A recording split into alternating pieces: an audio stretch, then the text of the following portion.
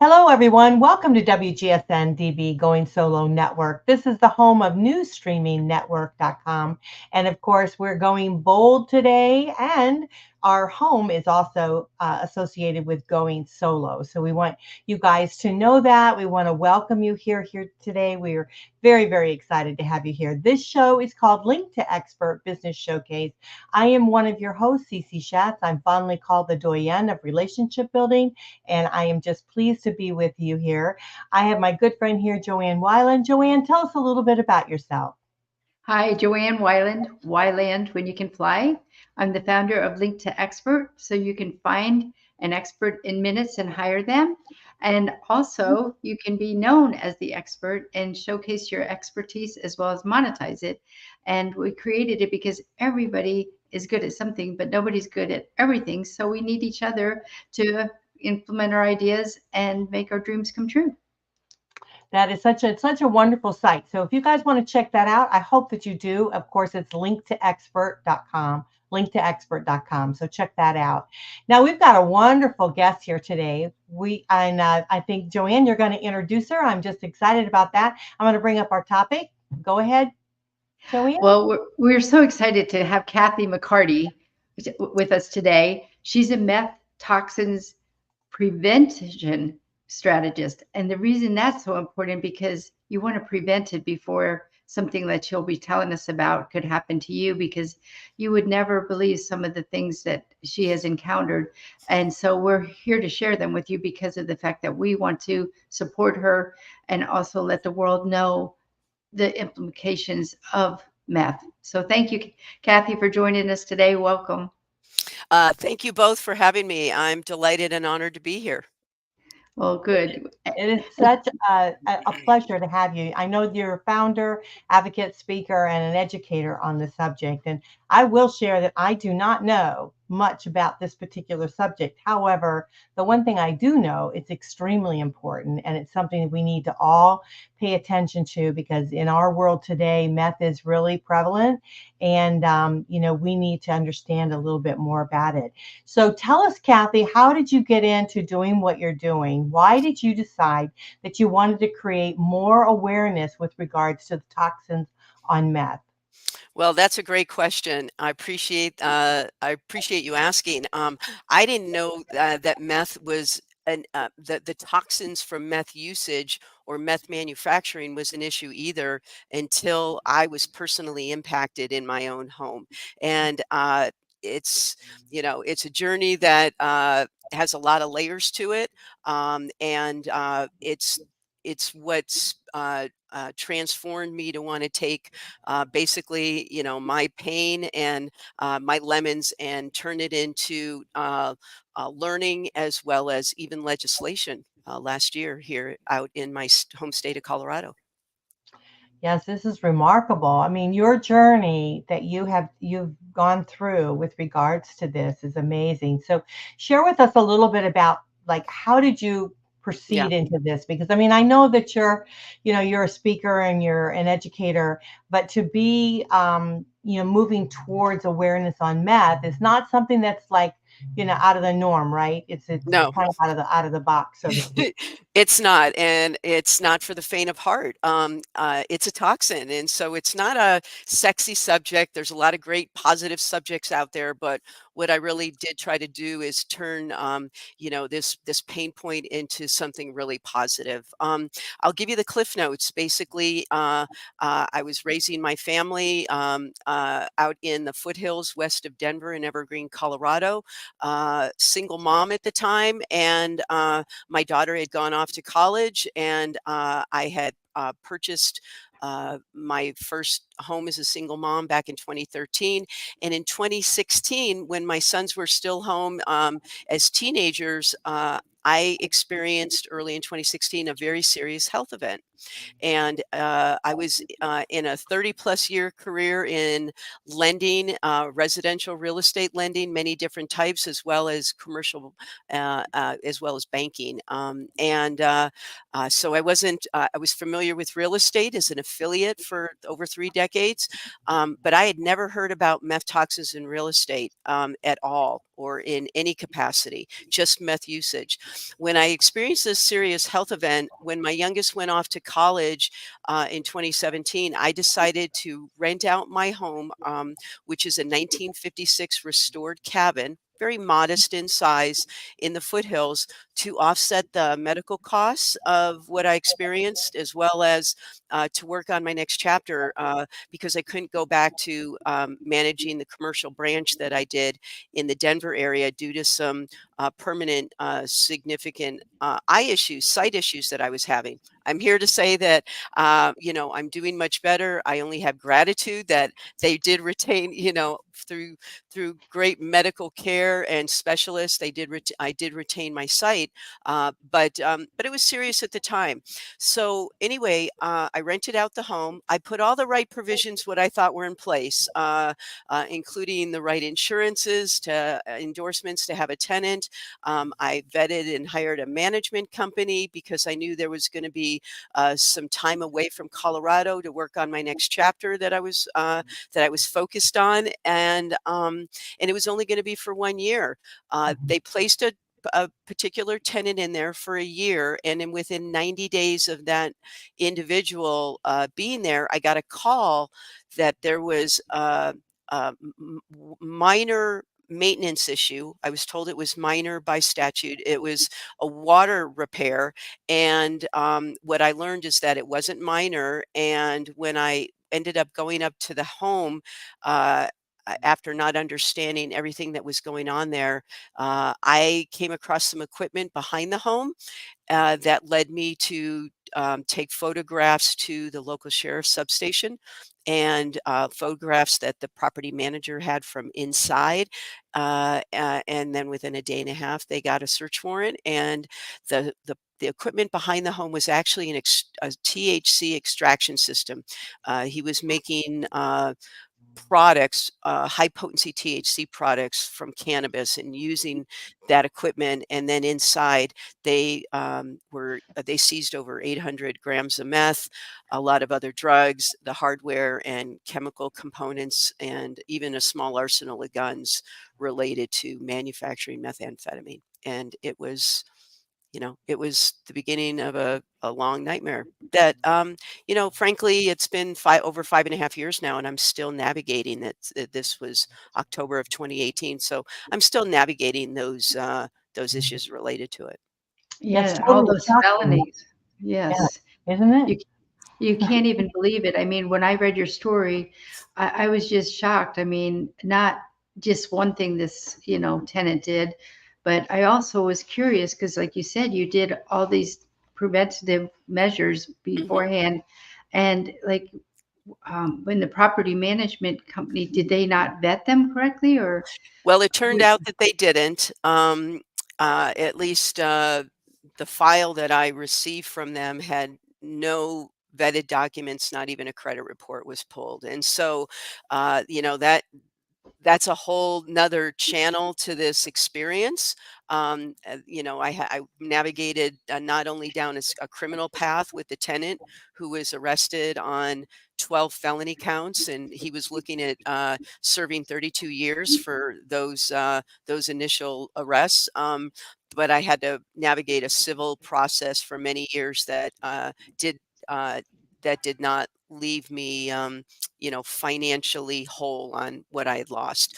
Well, one of the big things important for me to get in here early for your listeners, is part of my message, is that even though I put all the right provisions in place for insurance to have a tenant, and the tenant had a tenant's policy for certain requirements for the property, I learned that there's exclusions to our homeowners policies that are industry wide. One of those is under contaminants, and methamphetamine is one of those contaminants that are excluded from our insurance policies. So there was no coverage for me for this, based off of that. And then I learned that because the tenant was committing a crime that caused the contamination, under that umbrella, so to speak, his willful and wanton conduct excluded this particular incident from coverage for me as well. So I was basically on my own. You know, I had other types of insurance, an umbrella policy, raising, you know, 3 kids that were out there driving and things like that at one time as minors and whatnot. But, you know, you can't, I haven't found any organization, any carrier that offers an endorsement at this time. There are some conditions for residential real estate that it may fall under, and that's like if somebody breaks in and under vandalism, they may cover meth contamination, but most times they don't. So I encourage people, as part of the education process, to do their due diligence, reach out to their carriers, their agents, and have very informed conversations with them so they can really understand not just what they are covered for, but what they aren't covered for.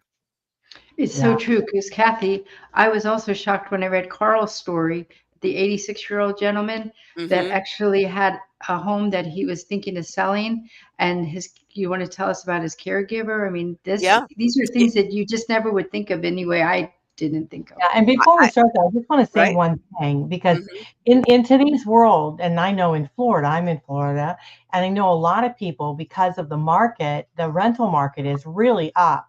And so people are taking their homes and they're renting them out. And Hmm. so this is prevalent to individuals that are wanting to go ahead and maybe make some money, get themselves out of a little bit of financial debt Right. by going ahead and renting a home.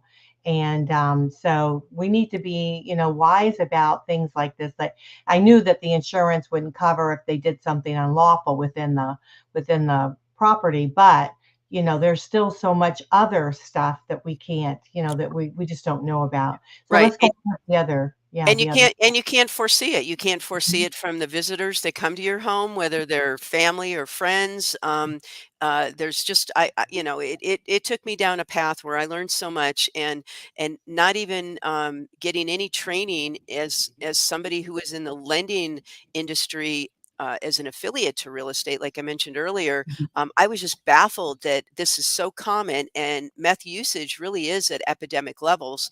The manufacturing isn't as common, but only about half of our states have any regulations at all around meth contamination. And then the half that do, only 6 actually require any type of disclosure after it's been remediated to that state standard. So, in a real estate transaction, I've learned a lot in this process. I teach workshops, courses, online and in person, CE classes here to realtors and property managers in the state of Colorado, and it's just a really eye-opening experience how truly dangerous the chemicals are, the residue that is released, the toxins that are released by smoking it, not through usage, through intravenous or through snorting it, which seemed to be a common thing that I was exposed to early on in my early 20s in another state. That's how it was mostly consumed, but it's the smoking. The residue is very toxic. It's very sticky. It just gets airborne, and then as it settles, it adheres to all surfaces. Drywall is very porous. Wood is very porous. My home being a cabin, it was all wood. It was very porous. So a lot of the next steps to eradicate it, remediate it is the official term for methamphetamine, is sometimes to either try to wash it out if it's at very low levels, or you really just have to take the property itself and gut it down to the studs and rebuild it, which is very costly. And how many of us can really write that kind of check for an individual room? Or, in my case, a whole home. My home was not, it was so contaminated. Our standard here is a number I'll throw out to your listeners. It's zero point 0.5. And the 9 of the 11 zones that were tested in my home ranged from 69 to 119.5. So, my home had exceeded the standard by a tremendous number and was not able to be remediated. I did sell the property believing that a builder would probably buy it, level it, and build another home, but it took a different path. But it just, yeah, it's just there's a lot to learn, and that and it I feel honored to understand the implications from it based off of my, like you said, there's a lot of us that rent rooms. We VRBO, second homes, or even our primary residences. We, uh, we find ways to leverage these tougher economical times. And then we are also in very unprecedented times in real estate, especially during the pandemic, where people were selling real estate, at least out here in Colorado, and waiving inspections. And it's just crazy what's been going on. And people are not doing their due diligence. And then they move in and they find out, gee, there's something going on here. They find paraphernalia. They're having some responses, health responses to it, and then they find out that the home is contaminated afterwards. So, I have a few messages. One of them is to always test before you buy, regardless of where the property is. So, Well, it's true. And I actually even think of all these people that are renting out their homes, like Airbnbs or whatever. And even I hear about people going on vacation and they come back and they're squatters mhm. in their home and they can't get them out. I mean, so there's just so many angles to this. It's not just like you that were just, you know, thinking that you were doing it the right way. I mean, that these other incidents that or you just wouldn't even I can't even imagine yours either, especially in Right. 90 days. And they were even in your kids' rooms and everything. It Mhm. wasn't like they just hung out in the living room or something like that. I mean, your No, whole home was contaminated. the whole home was contaminated, and it was one individual. He had friends there, I'm sure, or individuals that he knew, and the manufacturing really took a different, spin on it. But it also put my neighbors and my whole community at risk, from the equipment that he had behind the home with the extraction system. It was very flammable, as well as a butane oven that he had in the home that cooked some of these THC products as well. And we had just moved from a stage 2 fire ban in that area.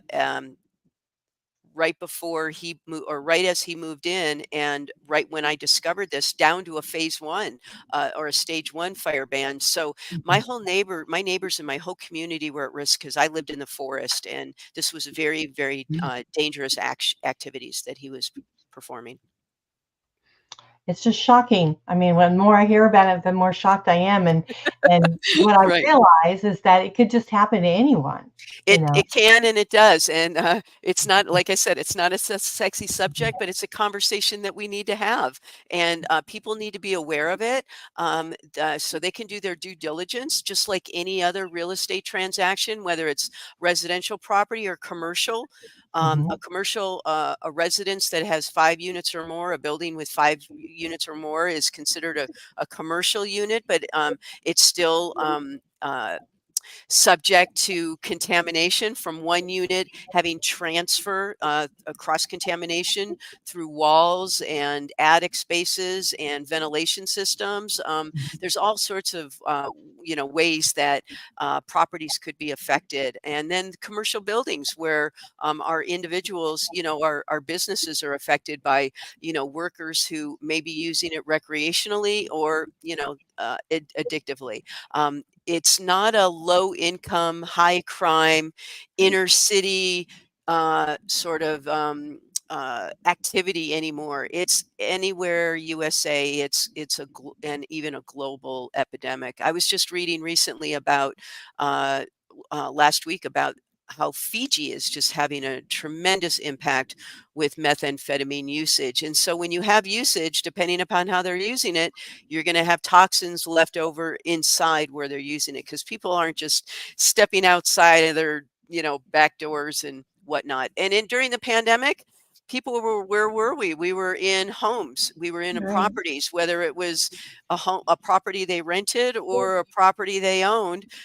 They may have been using it more, not even realizing. I mean, even these individuals that are using it may not even realize the impact of the toxins that are left over. So it's really about getting this awareness out there, this education for prevention. Well, this is amazing. We're going to have to take a quick break. When we come back, let's talk about how we can prevent this. You know, what can we do? And if you find that this happens to you, what can you do? Because you've gone down that road. But let's go ahead and share your website and your information so that if anyone wants to reach out, find out more about this information, it's readily available, and Kathi will certainly help you. So you just go to her email is Kathi, Kathi, at METHTOXINSALLIANCE.com. She has founded the Toxins, it's Meth Toxins Awareness Alliance. So that's the name of her company. So Meth Toxins Awareness Alliance. And then of course her website is Meth Toxin Alliance. So it's METHTOXINSALLIANCE.com. So check out our website.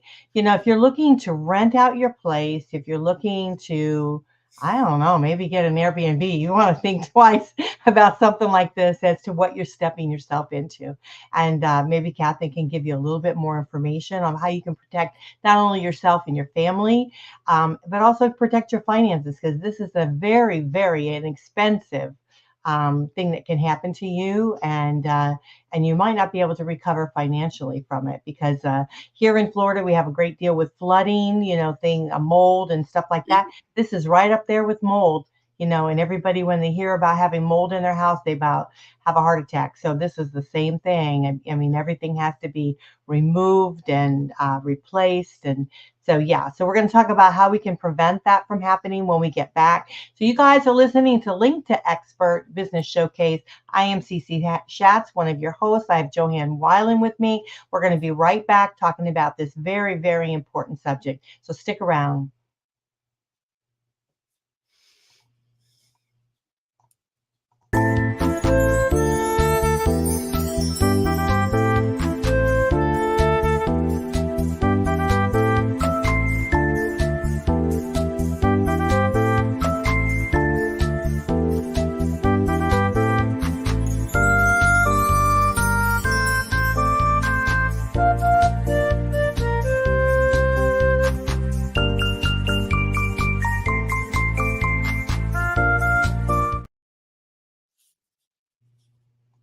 Well, welcome back. This is Link to Expert Business Showcase. I am one of your hosts, Cece Shatz. I have my good friend Joanne Weiland here with me, and we're talking about this very, very important subject, meth toxins awareness, with Kathi McCarty. And we are so very pleased to have you here, Kathi, with us today. Kathi, if you guys missed the first part of it, you must go back and listen to it. She is the founder, advocate, and speaker. And most of all, she's the educator of this very, very important subject. And so we want to make sure that you guys know. I'm going to do it again because I think this is important. You guys need to get it. Her email is Kathi, Kathi, at methtoxinalliance.com. That's her website, methtoxinalliance.com. If you're thinking about renting out your home, if you're thinking about an Airbnb, anything like that, that you might think, you know, maybe I need to know a little bit more about this, Kathi is the person that definitely you want to go to and talk to her about it. So let's talk about preventative. Is that such a thing in this world with this topic? I think there's some definite practices you can put into place, and certainly tools that are out there now that certainly I weren't out there when I became a temporary landlord, that type of thing. And so the answer is yes. Can you fully safeguard from anything or everything? Absolutely not. With high reward sometimes is high risk. And just or worth reward in general becomes risk. People rent out their homes for many different reasons and other properties, and it could be commercial or residential. And so, yes, I think through awareness first. I think through proper vetting of any particular new tenant, working with professionals that have a high moral compass, as well as ethical practices in place, and having clear communication up front as to the standards that any professional that you would bring into your home, whether it's a service provider that's doing maintenance and their sub providers, how they vet their employees for purposes of you don't want them to use while they're working on your home, or any other type of property, as well as the individuals that might be in your home, and understanding who those individuals are, and not just just doing a standard credit report or whatnot, but there are plenty of third party services that'll do background checks for all individuals that are going to be in that property. Then there's the situation where um, uh, you may have somebody that has a family member that comes to visit long term, or a good friend, or gets into a new relationship, and then things may change and you have no idea. So I think it's just being aware of what's going on in your properties, and putting provisions in your lease agreement that allow you to do uh, periodic visits, looking for signs and symptoms that could be alarming, because catching this early was certainly have had a different impact for me. What Those are about that just a detection? few. Oh Yes, yeah. the detection And system. absolutely. And so one of the things that I was doing while I was navigating my own journey post impact, is I was looking to see if there was some sort of detection device that could have picked it up, like a smoke detector or a carbon monoxide detector. And I only found one thing out there on the other side of the world, and it really didn't do the type of things that I wanted to do. So I was working on that, in developing one up to the point of a provisional patent, and working with an aerospace engineer to come up with a prototype. And then the pandemic hit, but I continued to watch what this individual was doing, and he developed a meth alarm to the point where it's a revolutionary smart alarm. So if I would have had it in my home at the time, and even let that property manager know that that was going to be in the property, they could have advertised it that way, that there was going to be a meth alarm in there, and then possibly people that are looking to do have those types of behaviors would go elsewhere, for one. So it could be a really good deterrent if you let people know that it's there. But two, upon early usage, you're gonna get notified via your smartphone, via email and or text. I actually have it here with me, and so I don't have big hands. It's a small thing that fits in the palm of your hand, and it has the ability to really just through the sensors pick up the components that make up meth, and then alert you. It's very technically uh, engineered, and in the sense that there's a software program where it'll ongoing monitor, and depending upon how you set the alarm to pick up and sense it every 30 minutes to every 2 hours, and it'll track it in a software portal specific to each alarm. So I've had an organization recently purchase it. They're a safe home for domestic violence victims, but they give you an example. They had already had 3 separate impacts of meth contamination in their building that housed multiple individuals and families, and that's a health risk to other residents, as well as the people that work there. So now they've put alarms in each of the actual units, so they can pinpoint it if a victim who's there is actually, unfortunately, potentially also a user. This will help them save money down the road. I was even thinking too, you could put signs on your door or your doorpost, because Hmm. when we were talking a little bit earlier about Carl's story that we didn't finish, but Hmm. it was a healthcare worker that was coming in to take care of this gentleman at 86 years old. But maybe if she would have saw a sign that Hmm. said that, that they have a detector for Right. meth, then Right. maybe she wouldn't have smoked it in there. And I'm just guessing, but I feel like, how we have signs that say that this Right. home is protected and there's, Mhm. alarms. Well, what if we put that? Because again, like you're saying, even people that come in to, do some repairs on your home or whatever. And many times myself, I just leave when they're there because I feel like they're there to do their job and I can quick run out, do my errands or whatever while they're there. But maybe if we had the sign on the door, they wouldn't be so quick to do Right. that. They would do it somewhere else, or, Right. or go outside at Yeah. least. In the case of Carl, my good friend, that person actually was a healthcare provider that lived with him in the lower level.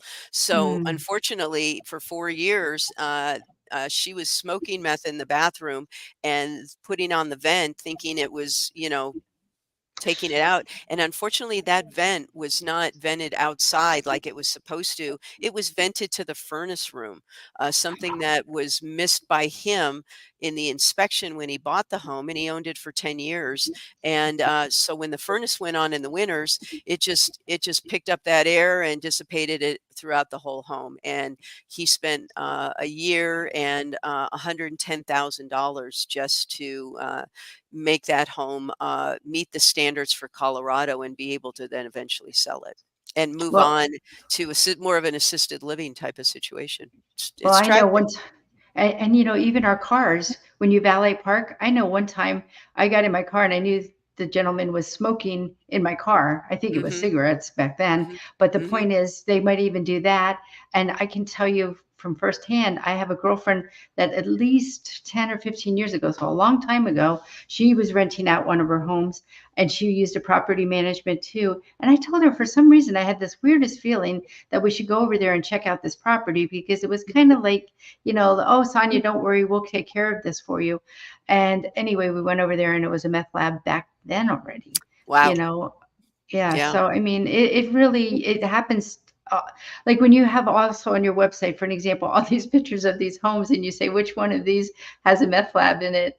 And, all of them do. I mean, it doesn't mean that it's like this old rundown trailer. Like you Mm-mm. think that's where they would be only smoking meth, but Right. it's really, we need to be aware of this. And I was just curious because you help so many people. Is it more prevalent in certain states that have more drug abuse, or do you know? I'm learning that every area I talk to friends in Michigan, I talk to people in Connecticut, down in Florida. They all say, "Oh yeah, we have a problem," and so whether it's a big city or even a small town, it's anywhere USA. It's really, like I said, globally. Um, Manufacturing isn't as common as it used to be, but meth doesn't dissipate over time. So if it had been smoked for a while or years ago, like 10, even 20 years ago, and people were just painting over the properties thinking, oh, I'll just paint over it and it'll be fine. I've learned from the experts it actually works its way through. You put nails in the wall, you do new construction, you might remodel, you might break into seals. There's no real great data. I've talked to experts that a particular professor out in Australia, and she said that there's not enough great data and statistics on this.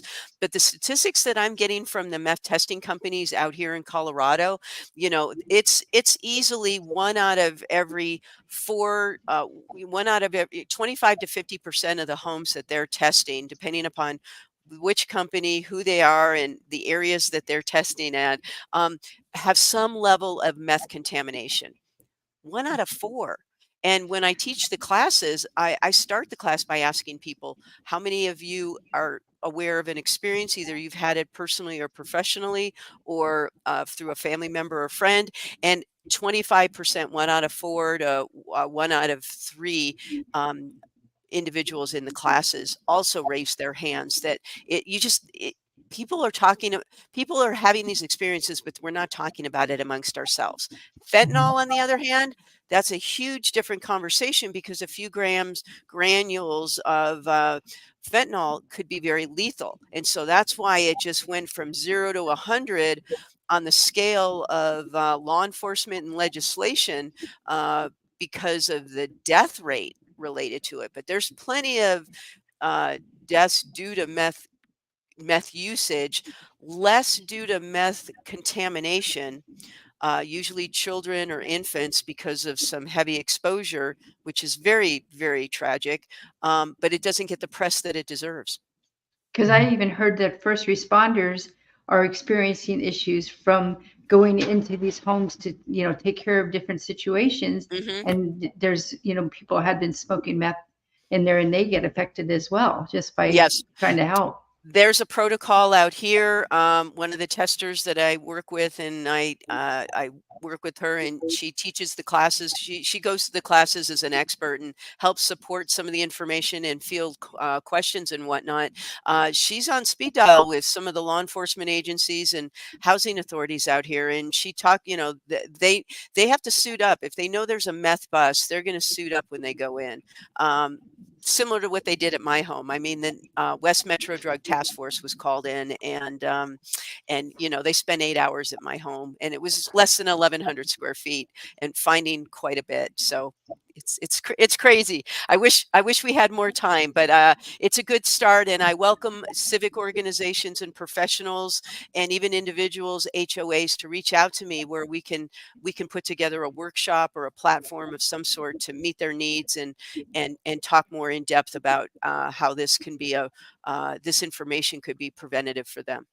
Exactly, because you're willing to go there live, or we can do a lot of this online with the awareness, because I We really can. love that you're taking this mess and making it into a message of hope, because we really do all need to stick together with this. And it's also even sad for the poor people that are addicted to the meth. So Hmm. it hits all areas, and it's just sad because of the fact that, but if we're not aware of it, like, that's why I'm so grateful, Kathi, that you're out there sharing this message, because it's so important that we do prevent this before we have to deal with the consequences of it.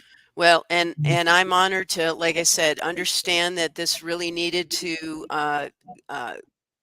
this topic needed to come to a much wider audience, and not be a victim, but be more of a visionary in many pieces of, like I said, education, advocacy with legislation here, as well as tools and resources for prevention. And then where do you go once it happens? Because once I learned about it in my own home, I mean, I didn't know where to start.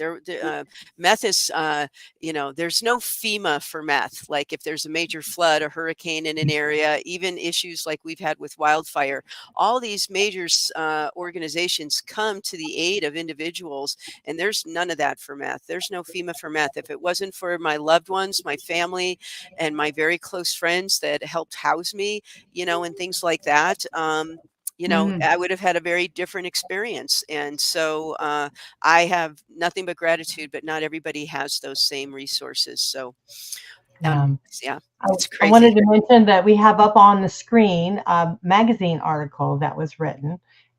It's from Home Zone. Am I correct? That's its magazine. Actually, this is I've written some articles recently. That's a new piece for me, is to even write. But I actually am publishing a magazine. I hope it'll launch by next week. This is the initial front cover of it, and 3 of the articles are listed. I think we're going to add at least one more to the title, the front cover. But I've put together this debut magazine that is called the Home Zone magazine, and it's about living toxin free. Meth is certainly where we're launching. You can sort of see in the shadows. That's my cabin in the background. There's a terminology for it. I forget how they do that. And then actually, that's me on the front cover. And this is how I had to enter my home for 18 months while I navigated from the time I learned of the level of contamination till I was not the homeowner anymore. And then, anybody in the near future, they had to enter this property by statute here with our state health department. I understand that the home is more than just a physical space. This particular cabin, this was our sacred space. It was the home that I was going to live in and have my grandchildren over one day. And I now have a new almost 8-week-old grandbaby now, Oh. and and this was ultimately going to be the legacy that I was going to leave to my kids. And this is the meeting place for families, a sense of belonging for individuals. How we furnish it reflects us internally as way as well. Anyways, so I wanted to develop something with articles that about different aspects of the home, because what I did also learn in the first article I wrote is as I learned that obviously I had to let go of that dream, right? And I learned in this process in the last 5.5 years since I've been houseless is that home is where my heart is. And so I did write a little bit about that. I'll continue to do that. But I brought in some experts that talk about other areas of the home and the health and what that means moving forward. And there'll be some legislation pieces. I will be showcasing a nonprofit organization, and in this one, we've showcased Johnny's Ambassadors because their focus on high potency THC products for that are very dangerous for our kids that are young adults, not up to 25. We're not attacking the cannabis industry, but it's a great article. It's an amazing mission that I've been supporting since I learned about them for over 5 years now. And so we want to give people tips and tools to make their homes safe. It's not just our external environments, but actually we get exposed to a lot inside through the materials that make up our home and a lot more that's going on. And so I'm really excited that this will be coming.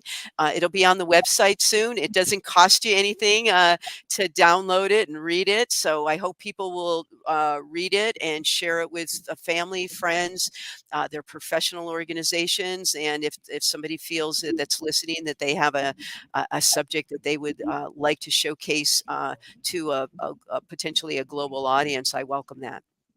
Exactly. And we're so grateful that you share all these things. Like even one of our affiliates, Sharon Ringer, that you have her, you have an article in her magazine, The Impossible Women, that's I'm possible, really is what it means, women. So there's many other resources on Kathy's website as well. So we invite you to go there and watch the videos and read a lot about these. Right. And my experience with Sharon was a phenomenal experience. Since you mentioned her name, I have to give her kudos. She's the one that's helping me design this debut edition and launch it. And that Possible Woman magazine, I still wear her bracelet because it says, Possible Woman. And what I've learned from this is that anything is really possible. You can take something that's totally impossible, right, and turn it into all sorts of really good possible pieces. And with Sharon's magazine, she did a very special edition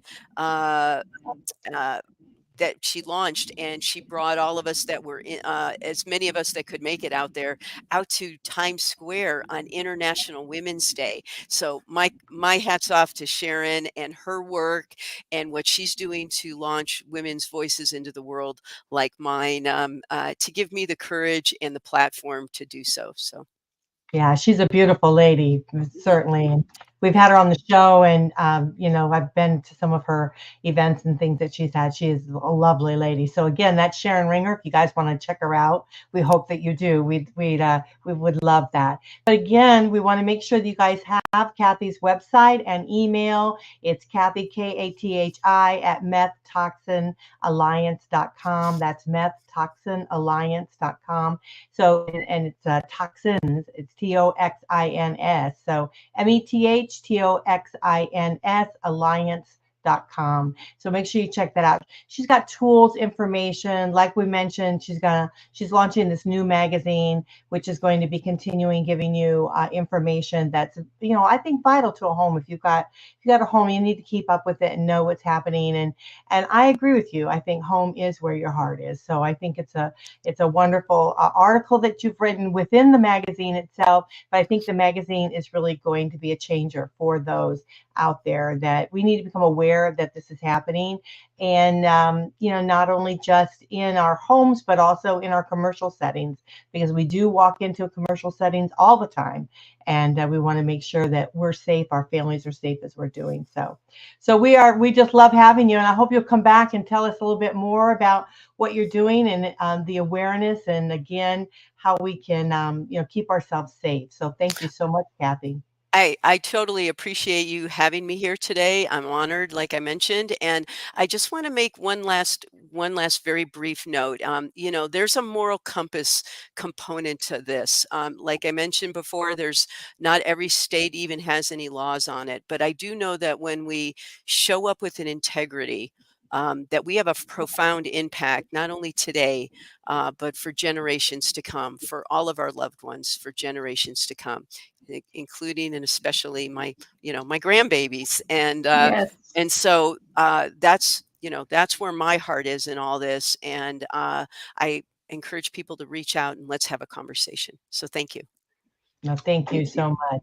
Well, you guys are listening to Link to Expert Business Showcase. I am one of your hosts, Cece Shatz. I have my good friend Joanne Weiland with me.